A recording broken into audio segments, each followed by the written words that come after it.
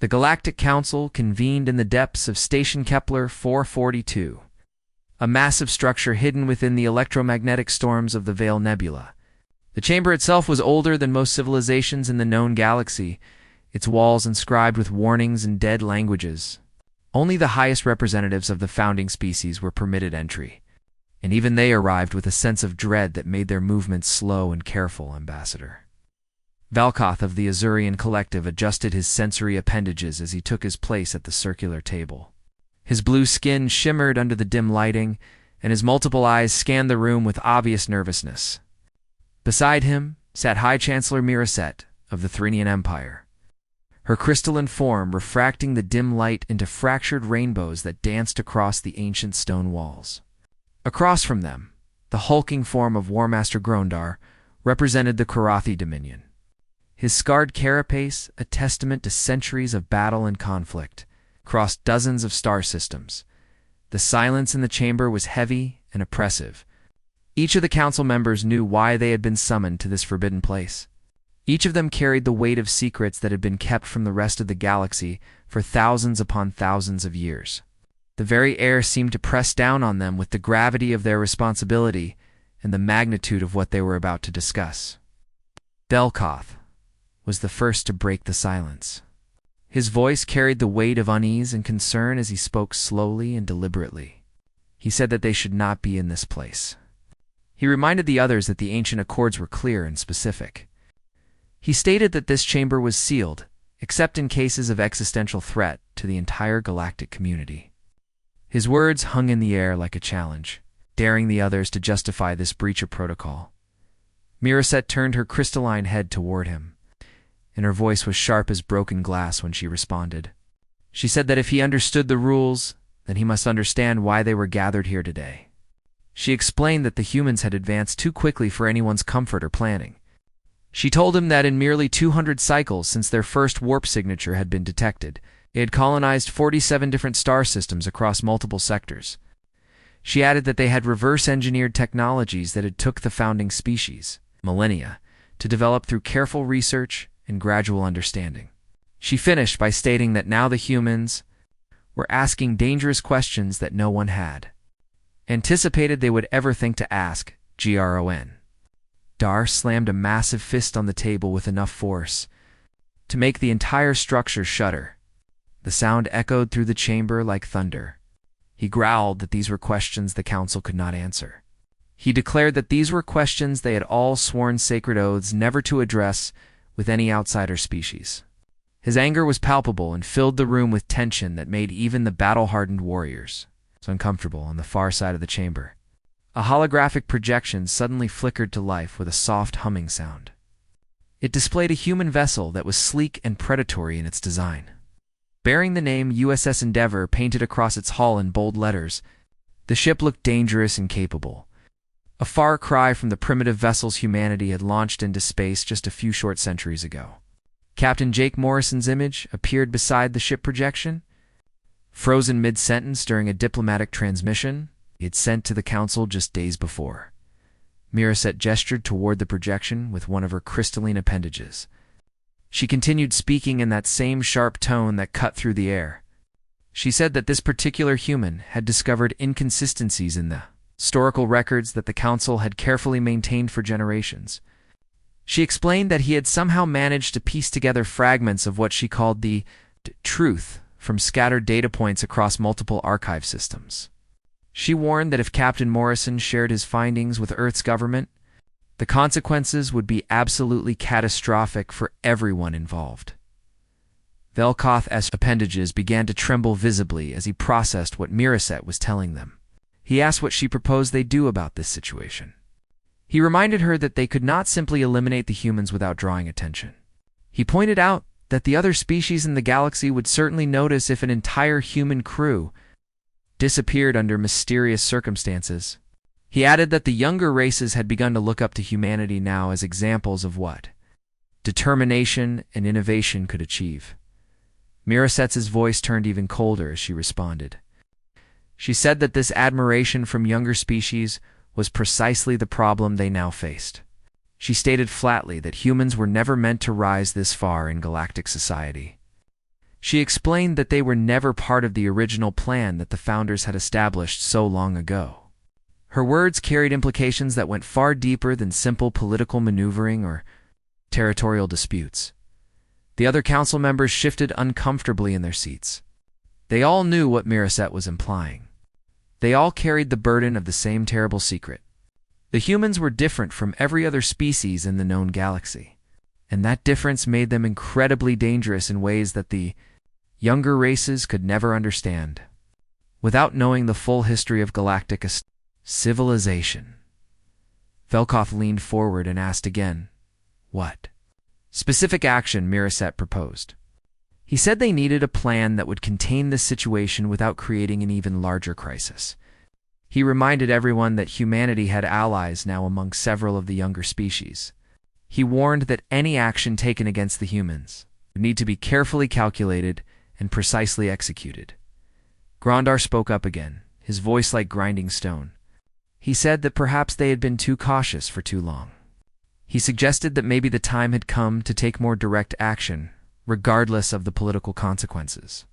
He argued that the secret they protected was more important than any diplomatic relationship or political alliance. His words sent a chill through the chamber, because everyone knew what direct action meant in Karathi military terminology. Miracet raised one crystalline hand to silence further debate. She said that before they decided on any course of action, they needed to understand exactly how much Captain Morrison and his crew had discovered. She explained that they needed to know whether the humans had simply found scattered pieces of information or whether they had somehow managed to reconstruct the entire hidden history that the Council had worked so hard to bury and obscure. The holographic display changed to show data streams and communication logs. Miracet manipulated the controls and brought up several files that human scientists had been accessing from various galactic archives. The pattern of their research was clear and methodical. They were not stumbling around blindly, but rather following a logical trail that would eventually lead them directly to the truth that the Council had sworn to protect. Velkoff studied the data carefully, and his concern deepened with each passing moment. He said that the humans were being systematic in their approach. He noted that they were cross-referencing information from multiple independent sources. He observed that they were looking for contradictions and inconsistencies in the official historical records. He concluded that this was not accidental discovery, but rather deliberate investigation. By trained scientific minds, Grondar demanded to know who had given the humans access to these archive systems in the first place. He wanted to know which council member had been careless enough to allow outsiders into databases that contained sensitive historical information. His accusatory tone made several of the other representatives shift nervously in their positions. Miracet explained that the humans had not needed special permission to access most of these archives. She said that the information was technically public and available to all member species of the galactic community. She added that the Council had never imagined that anyone would think to look for these specific patterns across such widely separated data sources. She admitted that they had underestimated human curiosity and analytical capability. The chamber fell silent again as the Council members contemplated their options. They were trapped between their sworn duty to protect the ancient secret and their obligations to maintain peaceful relations with an increasingly important member species of the galactic community. The weight of thousands of years of deception pressed down on them all. Captain Jake Morrison stood on the bridge of the USS Endeavour, studying the data streams flowing across multiple displays that surrounded his command station. The soft blue glow of the screens illuminated his face as he concentrated on the patterns emerging from weeks of careful research and analysis. Beside him, his chief science officer, Dr. Lisa Grant, worked frantically to compile their findings into a coherent report that would make sense to anyone who reviewed their work. The rest of the bridge crew maintained their posts with professional efficiency, completely unaware of the magnitude of what their captain and science officer had uncovered. During their investigation of galactic historical records, Lisa looked up from her console and called out to the captain. Her voice was tight with tension and excitement mixed together in a way that made several crew members glance in her dear Ikshan. She told Jake that she had successfully cross-referenced the archaeological records from the Thrinian archives with the geological surveys from the Azurian homeworld. She added that the timeline did not match up at all. She emphasized that the discrepancy was not even close to being within acceptable margins of error for ancient, historical dating methods. Jake immediately moved to stand beside her and leaned over her shoulder to examine the data she had compiled. He told her to show him exactly what she had found. His tone was calm, but carried an undercurrent of urgency that made Lisa work even faster to bring up the relevant information on her main display screen. Lisa pulled up a comparative chart that showed two different timeline projections side by side with color-coded highlights marking the major discrepancies. She explained that according to official Galactic Council records, the Thrinians had achieved faster-than-light travel approximately 47,000 years ago. She noted that the Azorians claimed their civilization was 62,000 years old and had been spacefaring for most of that time. She paused to let that information sink in before continuing. She then directed Jake's attention to a highlighted section of geological data. She pointed out that the oldest Thrinian structures they had actually found through archaeological surveys were barely 15,000 years old. She added that the Azurian homeworld showed clear signs of industrial development dating back only 12,000 years, according to soil contamination patterns and atmospheric composition changes. Jake processed this information carefully and spoke slowly as he considered the implications. He said that this was a very significant discrepancy that could not be explained by simple record-keeping errors. He asked Lisa if she had verified her data sources and confirmed that the geological surveys were accurate and not corrupted by transmission errors or equipment malfunctions. Lisa assured him that she had triple-checked everything and even had the ship's computer run independent verification algorithms. She said the data was solid and reliable. She then told him that the situation got even worse than just timeline inconsistencies. She explained that she had been analyzing the linguistic patterns of all the founding species using advanced comparative linguistic software. She noted that their languages, despite supposedly evolving on completely different worlds with radically different atmospheric compositions and evolutionary pressures, all shared a common root structure at their deepest levels. She stated that this was statistically impossible according to every model of language evolution that humanity had ever developed. She said it was impossible unless all these species came from the same original place or were created by something else entirely. Jake finished her thought out loud. He said unless they all came from the same place or were created by something else. The words hung in the air between them like a physical presence. Both of them understood what this meant, but neither wanted to be the first to say it. Directly, the bridge suddenly became very quiet as other crew members began to notice the serious conversation happening between their captain and science officer. Navigation Officer Ben Harris turned from his console at the front of the bridge. He reported that they were receiving a priority transmission from the Galactic Council. He added that the Council was requesting their immediate presence at Station Kepler 442 in the Veil Nebula. He noted that the transmission was marked as urgent and came with highest priority routing codes. Jake and Lisa exchanged meaningful glances. Lisa whispered quietly, so only Jake could hear. She said that the Council knew what they had discovered. Her face had gone pale with the realization of what this summons might mean. Jake replied in an equally quiet voice. He said, of course, the Council knew. He added that they probably had monitoring systems watching for exactly this kind of research pattern. He straightened up and raised his voice to address the bridge crew. He told Harris to send confirmation of their receipt of the transmission. He instructed him to tell the Council that the Endeavor would arrive at Station Kepler 442 within one standard day. He then turned to Lisa and gave her specific orders. He told her to encrypt all their findings immediately using the highest level security protocols available. He said to create multiple redundancies and backup copies. He explained that if something happened to them or to the ship, he wanted this information to reach Earth, no matter what obstacles might be placed in their way. Lisa nodded and began working on the encryption protocols right away. Her fingers flew across her console as she implemented multiple layers of security and set up automatic transmission triggers that would activate if certain conditions were met. She created copies of all their research and scattered them across various secure servers and communication buoys that the Endeavor had deployed during their mission. As the Endeavor changed course toward the Veil Nebula, Jake returned to his command chair and sat down heavily. He could not shake the feeling that they were sailing toward something far more dangerous than any first contact scenario he had ever trained for at the Academy. This was not about meeting a new species or negotiating a trade agreement. This was about uncovering secrets that powerful entities had worked very hard to keep hidden for reasons that were probably very good and very frightening.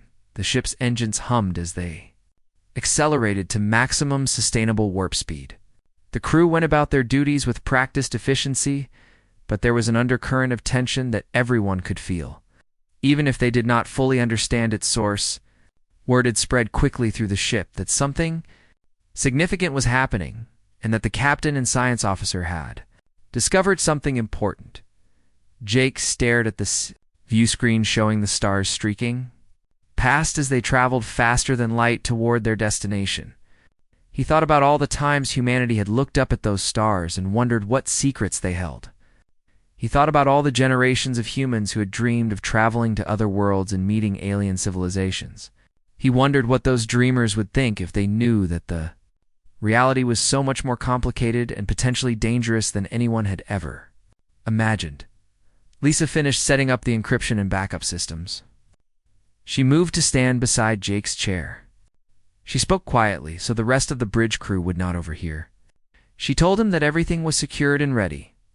She said that if they did not check in with Earth within 72 hours, the data would automatically transmit through every available channel. She added that she had also programmed the ship's computer to scatter additional copies throughout local space if it detected certain threat conditions. Jake thanked her and told her she had done excellent work. He then asked her what she thought they were walking into. He wanted her professional opinion as a scientist about what kind of response they should expect from the Galactic Council. Lisa considered the question carefully before answering. She said that if their findings were correct, and they had uncovered evidence of a massive historical deception that had been maintained for thousands of years.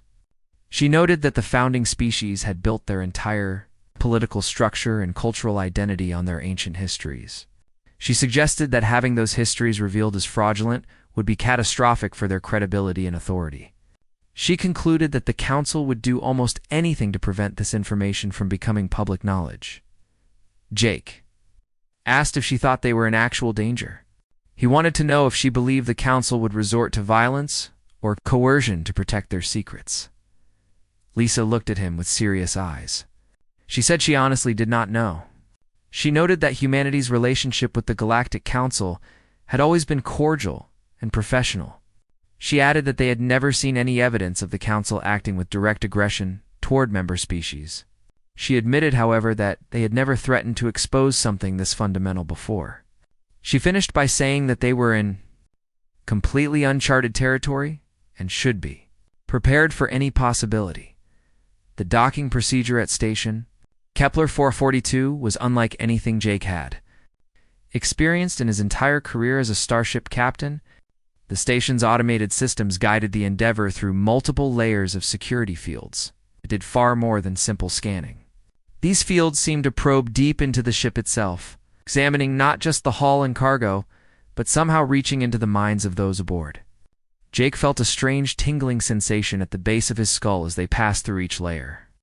Several crew members reported similar uncomfortable feelings. When he and Lisa finally disembarked from their ship, they were immediately met by an escort of 6 Korathi warriors standing at rigid attention. Their weapons were prominently displayed on their armor in a way that left no doubt about the serious nature of this meeting. Lisa muttered under her breath as they walked behind their armed escort. She said this was quite a friendly greeting for what was supposed to be a diplomatic discussion. Her attempt at humor did little to ease the tension they both felt.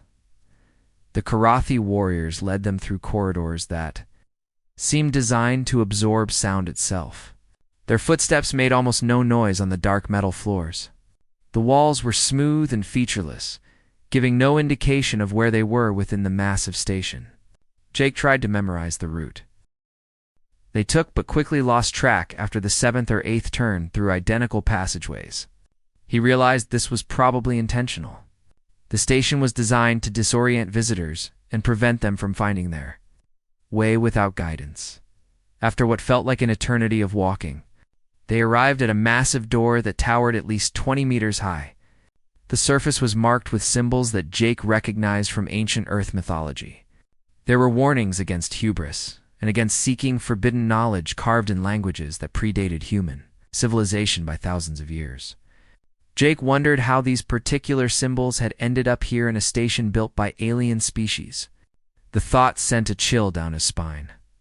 The doors opened with a deep groan that spoke of tremendous age and massive weight. The sound echoed through the corridors behind them. Jake and Lisa stepped forward into the chamber beyond. The interior was dimly lit by some source that Jake could not immediately identify. The council members sat in a semicircle arrangement that put the two humans at the focal point of everyone's attention. Their forms cast long shadows across the floor that seemed to move and shift in the uncertain light. Jake noticed immediately that these were not the usual representatives that Earth typically dealt with during normal diplomatic functions. These beings carried themselves with an authority and gravitas that marked them as the true power brokers of the galaxy. Miracet spoke first, her crystalline voice cutting through the silence like a blade. She addressed them formally. She said that Captain Morrison and Dr. Grant had been quite thorough in their research efforts. Her tone was neutral, but carried an undercurrent of something that might have been respect or might have been threat. Jake replied evenly and kept his voice steady despite the intimidating circumstances. He said they were scientists and explorers. He added that thorough research and investigation was simply what they did. He refused to show any fear or uncertainty, even though he felt plenty of both.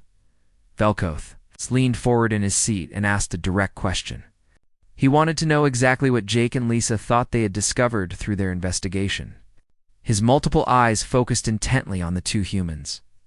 Lisa stepped forward with her tablet, held confidently in both hands. She had prepared for this moment during the entire journey to the station. She spoke clearly and professionally. She stated that they had discovered concrete evidence that the founding species of the Galactic Council had systematically falsified their historical records. She explained that their civilizations were far younger than they publicly claimed to be. She added that furthermore, their species all shared genetic markers that strongly suggested engineered origins, rather than natural evolutionary development. She noted that the probability of such similarities occurring naturally was effectively zero, according to all accepted models of biology and evolution. The chamber fell completely silent. After Lisa finished speaking, the weight of her words seemed to press down on everyone present. Grandar shifted uncomfortably in his massive seat. His hand moved slowly toward the weapon mounted on his armor. The gesture was subtle, but Jake noticed it immediately and tensed in response. Jake decided to reveal the rest of what they had found. He said there was something else they had discovered during their research. He explained that they had detected unusual energy signatures emanating from the galactic core. He noted that these signatures matched the technological patterns of devices that the Council claimed belonged to ancient history, and were no longer functional. He stated that someone or something was still there at the galactic core. He added that whatever it was remained active even after all these thousands of years. Miracet's crystalline form seemed to dim noticeably when Jake mentioned the galactic core. Her voice became quieter and more strained. She said that Jake should not have looked so deeply into matters that did not concern his species. She said this in a way that sounded almost like genuine concern rather than anger. Jake felt his own anger rising at her words. He demanded to know if she was threatening them. He took a half step forward and squared his shoulders. He was not going to be intimidated into backing down from the truth. Velkoth spoke quickly before the situation could escalate further. He said that Miracet was not threatening them at all. He explained that she was actually trying to protect them from knowledge that carried terrible consequences. He said they were all trying to protect humanity. His tone was sincere and carried a weight of genuine emotion that caught Jake off guard. Lisa insisted that they deserved to know. the truth. She said that if there was something dangerous that the Council was afraid of, then humanity had a right to understand what that danger was. She argued that keeping them in ignorance was not protection but rather abandonment. Her voice grew stronger as she spoke. The council members exchanged long glances with each other. Some kind of silent conversation passed between these different species that had worked together for thousands of years. They seemed to be debating something without speaking any words out loud. Finally, after several long moments, Miracet appeared to come to some kind of decision. She said that they would tell Jake and Lisa everything. She said the humans deserved to know what they had stumbled upon through their investigation. She warned them, however, that once they heard the full truth, there would be no returning to the innocence of ignorance. She said that some knowledge carried a burden that could never be set down. She asked if they were truly prepared to carry that weight for the rest of their lives. Jake and Lisa looked at each other. They had come too far to turn back now. Jake spoke for both of them. He said they were ready to hear whatever the council had to tell them. He added that humanity had always chosen knowledge over comfortable ignorance. He stated that they would face whatever truth existed rather than hide from it. Miracet made a gesture with one of her crystalline appendages. The walls of the ancient chamber suddenly came alive with moving images. Holographic projections filled the air around them, showing stars and worlds and civilizations that rose and fell like waves on an endless ocean. The display was beautiful and terrible at the same time. Miracet began to speak in a voice that carried the weight of thousands of years of hidden history. She said that the founding species were not the first advanced civilizations in the galaxy. She said that they themselves were never truly free. She paused to let those words sink in before continuing with the story that would change everything. Jake and Lisa thought they knew about the galaxy and their place in it. Velkoth took over the narrative. He said that long ago, before any of the current civilizations existed, there was another race. He said they called themselves the Architects. He explained that they were so incredibly advanced that their technology could not be distinguished from the fundamental forces of nature itself. He described how they had shaped entire worlds and created life across thousands of star systems. He said they had guided evolution and development with purposes that even now remained difficult. To fully understand, the holographic images shifted to show structures that dwarfed planets and ships that harvested energy directly from stars. Jake and Lisa watched in stunned silence as the true history of the galaxy unfolded before their eyes. Everything they thought they knew was being rewritten. Every assumption they had made about galactic civilization was being torn apart and rebuilt into something far stranger and more frightening than they could have imagined. The holographic display showed a galaxy that was teeming with life in ways that the current galaxy could barely imagine. Jake and Lisa watched in fascination as the images revealed countless worlds connected by vast networks of energy and technology. Stars were positioned differently than they appeared now, and the nebulae had different shapes and colors. This was clearly the galaxy as it existed millions of years in the distant past, long before any of the current civilizations had emerged from their home worlds. Velkoth continued the narrative that would explain everything Jake and Lisa had discovered. He said that the beings known as the Architects were a race so incredibly advanced that their capabilities seemed like magic or divine power to anyone who came after them. He explained that they had developed technology that was indistinguishable from the fundamental forces of nature itself. He described how they could shape entire worlds to their specifications and create new forms of life from basic organic compounds. He said they had guided evolution across thousands of different star systems for purposes that even now were not entirely clear. The holographic images shifted to show towering structures that made planets look small by comparison. There were vessels that could harvest the energy of entire stars and convert it into usable power. There were beings of pure thought that existed beyond any physical form and could travel across space without needing ships or equipment. The Architects had achieved a level of advancement that no current civilization could even approach. Miracet took over the story from Velkoth. Her crystalline voice carried a heavy burden of shame as she spoke. She said that the founding species, including the Thrinians and Azurians and Karathi, were all children of the Architects.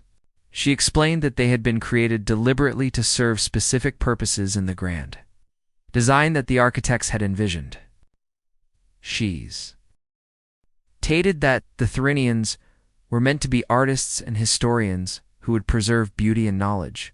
She noted that the Azorians were designed to be diplomats and administrators who would manage the complex systems of galactic civilization.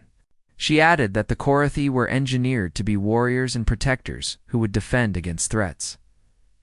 Lisa felt her breath catch in her throat as the full implications became clear. She spoke softly and said that the founding species were genetically engineered. She said they had been tailored to fulfill specific roles in a civilization that was not their own. Her voice carried a mixture of scientific fascination and human empathy for what this must mean to the species gathered before them.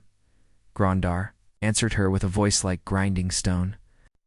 He confirmed that everything she said was absolutely correct. He explained that for millennia, the created species had served faithfully in the roles that the architects had designed them to fill. He said they had been content with their purpose and proud to be part of something greater than themselves. He noted that the architects had been good masters who provided for their created children and guided them with wisdom, accumulated over countless ages.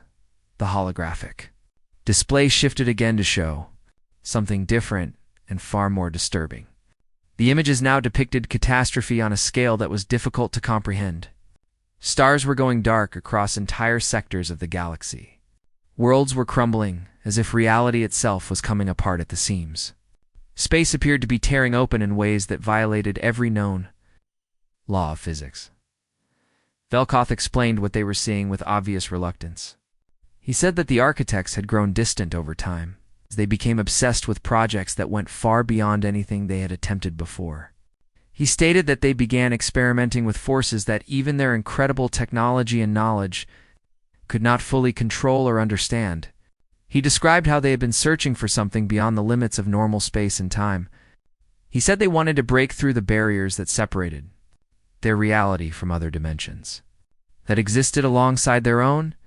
The images showed the architects opening doorways into spaces that should have remained forever sealed. Through those doorways came something that defied description or understanding. It was not matter or energy in any conventional sense. It was something that existed outside the normal rules of reality. It was hungry in ways that had nothing to do with physical consumption. It wanted to consume existence itself, Velkoth said that something had come through the doorways from outside their dimension. He explained that it was a force or entity or collection of entities that existed in ways no one in this reality could properly understand. He noted that the architects immediately realized their terrible mistake and threw everything they had at this invasion from beyond. He described a war that lasted for thousands of years and consumed resources on a scale that was almost impossible to imagine. He said that in their final act of desperation, the architects succeeded in driving the side back through the doorways and sealing the breaches they had created. Mirasek continued the story with a voice that trembled slightly. She said that the cost of victory had been absolutely everything the architects possessed. She explained that they had sacrificed their physical forms and their civilization and their very existence as individual beings. She stated that what remained of them now lay dormant in the galactic core, maintaining the seals that kept the outside from breaking through again to normal space. The holographic display zoomed in on the galactic core and revealed a structure so vast that it defied all comprehension. Networks of pure energy were woven through stars themselves, all converging on a single point at the exact center of the galaxy. The complexity and scale of what they were seeing made both Jake and Lisa feel dizzy and small. Velkoth gestured toward the display as he spoke. He said that the energy signatures Jake and Lisa had detected during their research were the last echoes of the architects. He explained that they continued to keep watch over their prison, even in their greatly diminished state. He noted that they had given up everything to protect the galaxy from the horror they had accidentally unleashed. He added that they would maintain that vigil until the end of time itself, if necessary. Lisa found her voice and asked about the falsified histories. She wanted to know why the founding species had lied about their origins and created fake records of ancient civilizations that never existed in the way they claimed. Miraset admitted the truth. With obvious shame in her crystalline voice, she said that when the architects fell, their created children suddenly found themselves free for the first time in their existence. She explained that they built their own civilizations and developed their own cultures without guidance or control.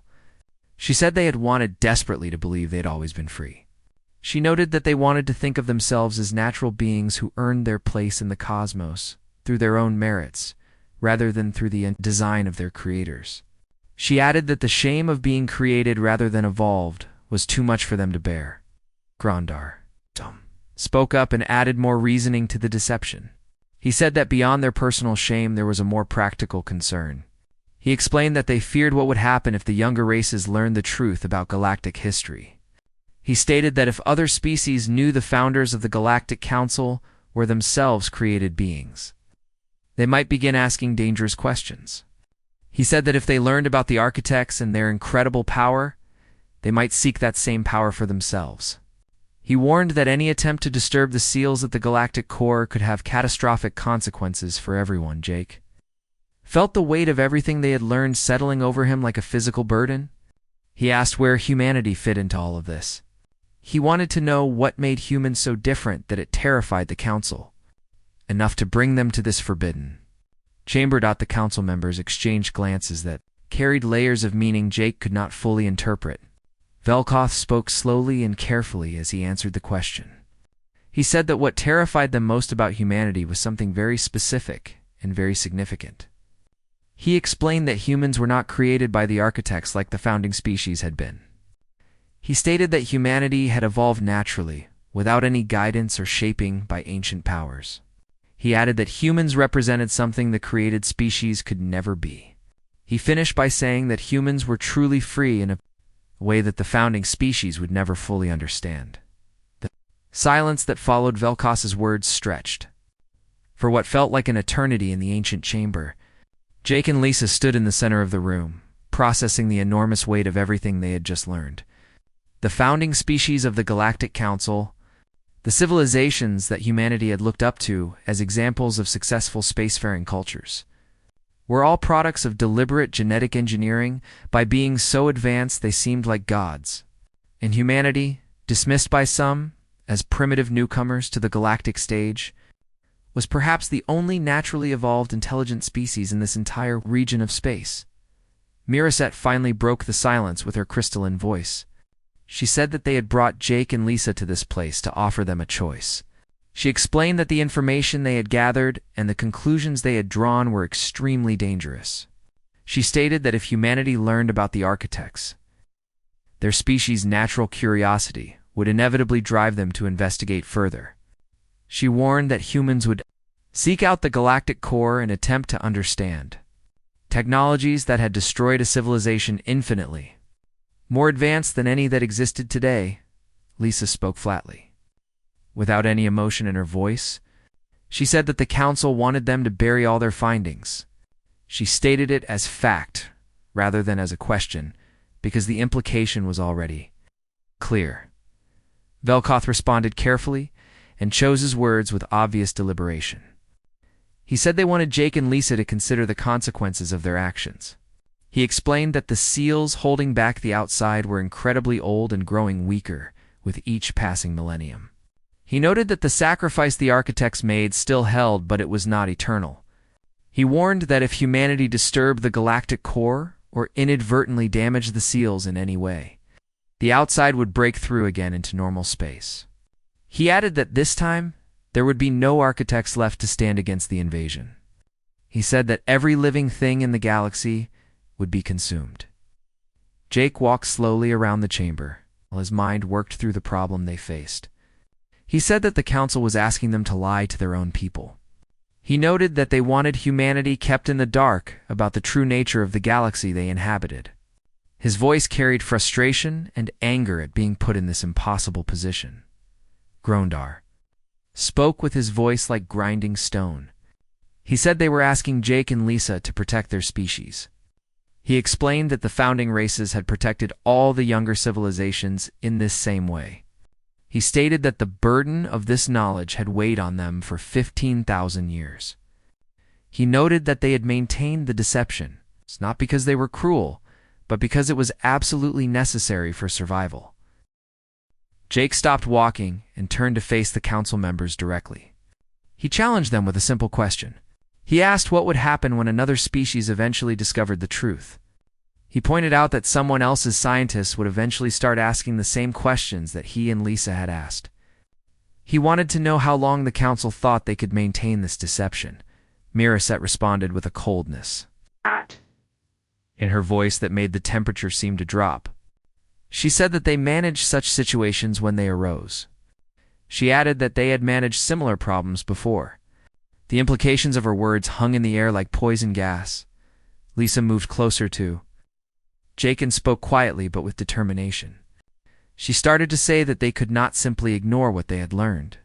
Her voice carried both fear and conviction. Jake interrupted her gently. He said he understood what she was trying to say. He then turned back to address the council with a stronger voice. He told them that he understood their position completely. He said he even understood their fear about what might happen if the truth became widely known. He stated, however, that they were asking the wrong thing from humanity.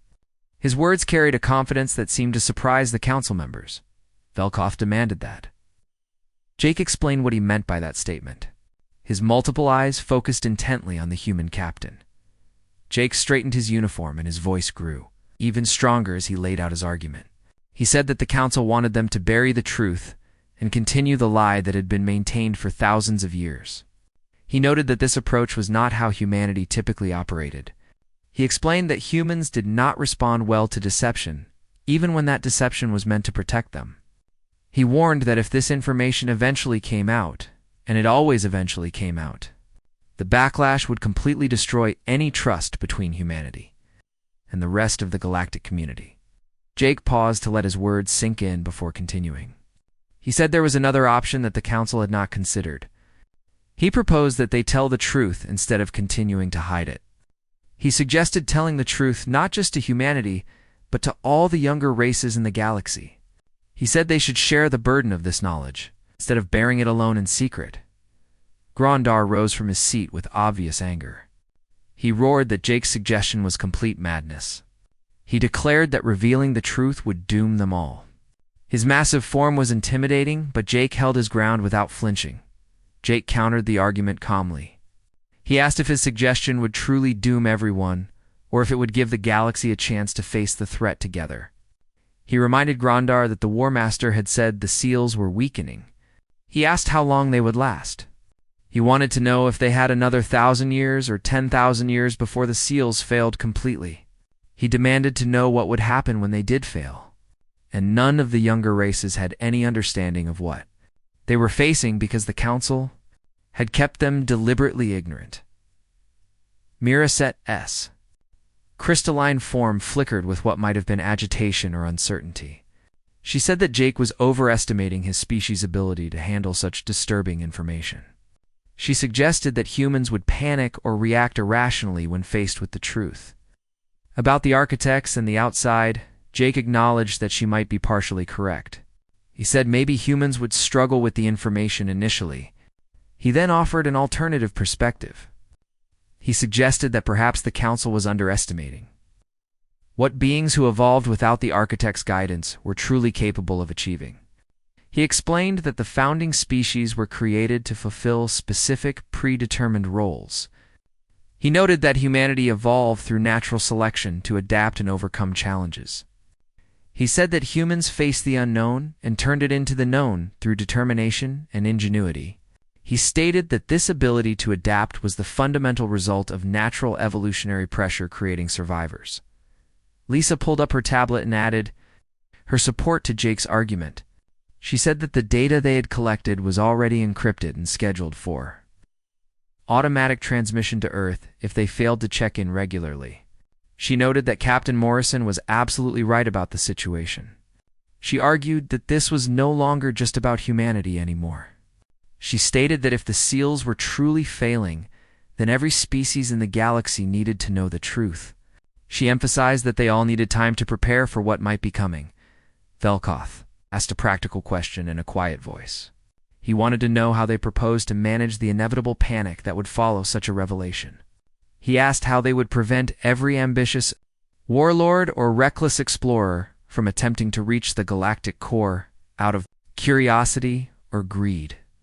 Jake replied that they would manage it the same way any civilized society managed a crisis. He said they would use cooperation and transparency and shared purpose to work through the problem. He proposed forming a joint task force that included representatives from all species. He suggested including both the founding races and the younger civilizations in this effort. He said they should study the seals together and find ways to reinforce them. He added that they should also prepare contingencies in case the seals failed despite their best efforts. Miraset said that Jake was speaking of a level of unity that had never existed anywhere in the known galaxy. Her tone suggested she thought such unity was impossible to achieve. Jake responded simply. He said that maybe it was time for that kind of unity to finally exist. He stated that secrets festered and grew worse over time. He argued that truth, even painful and difficult truth, could be dealt with directly and honestly. Lisa spoke up again with conviction. She said that humanity had a saying about this exact situation. She quoted the old phrase that sunlight was the best disinfectant. She explained that hidden things grew corrupt, but exposed things could be cleaned and healed. Jake took a step toward the council members and made his final offer. He said he would delay the automatic transmission of their data to Earth for 1 standard month. He explained that during that time, the Galactic Council would announce a major summit with full disclosure of the truth. He said they would tell everyone about the architects and the seals and the threat from the outside. He proposed inviting all species to participate in a joint an effort to address the problem together. Grandar asked what would happen if the council refused Jake's offer. His tone was less hostile now and more genuinely curious about how the human would respond. Jake answered honestly. He said that if they refused, then the data would transmit automatically as scheduled. He noted that humanity would learn the truth without any context or preparation. He warned that the council would then have to deal with billions of humans who felt betrayed by the civilizations they had trusted. He made it clear that he did not want that outcome. He stated that he believed none of them wanted that result. He concluded by saying they should handle this situation correctly from the beginning. The council members sat in silence for several long moments. Finally, Velkov spoke with a note of something in his voice that might have been respect or admiration. He said that Jake was either the bravest or most foolish being he had ever encountered in his long life. He suggested that Jake might actually be both brave and foolish at the same time. He looked to his fellow council members. He said that despite his concerns, Jake's words carried genuine wisdom. He admitted that they had maintained their deception for so long that they had forgotten. There might be another way to handle the situation,